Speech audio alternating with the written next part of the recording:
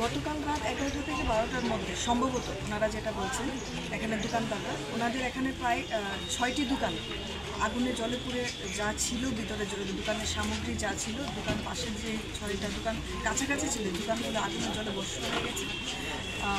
আমরা এসেছি দেখেছি ওনাদের ইন্স্যুরেন্সও নেই দোকানের, সেটাও আমরা ওনাদের কাছ থেকে জানতে পারলাম। তো এখন তহসিল এবং ডিসিএম থেকে এসে সকালে দেখে গিয়েছেন ওনারা সরকারিভাবে যে সহযোগিতা করার ওনাদের সেটা তো সম্পূর্ণরূপে করাই হবে। পাশাপাশি এই ওয়ার্ডের যিনি দায়িত্বপ্রাপ্ত কাউন্সিলর আছেন কর্পোরেটর রত্না দত্ত মহোদয়া আমাদের এখানে আজকে এসেছেন, ডেপুটি কমিশনার সুব্রত বাবু এসেছেন, অ্যাসিস্ট্যান্ট কমিশনার সবাই এখানে যারা গুলবাজারের যারা ব্যবসায়ীরা আছেন ওনারাও আছেন, কমিটির যারা দায়িত্বপ্রাপ্ত ওনারাও আছেন।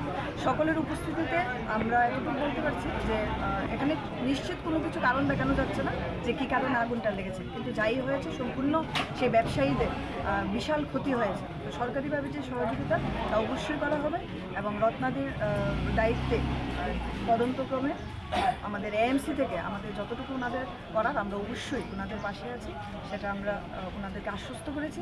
এবং আগামী দিনের জন্য ওনারা যেন প্রত্যেক দোকানদাররা ওনাদের দোকানের ইন্স্যুরেন্সটা করে নেন সেই কথাটাও আমরা ওনাদেরকে বলেছি যে এই যে ভয়াবহ অগ্নিকাণ্ড যে কোনো সময় যেই জায়গায় হতে পারে সেটার গ্যারান্টি কেউ দিতে পারে না।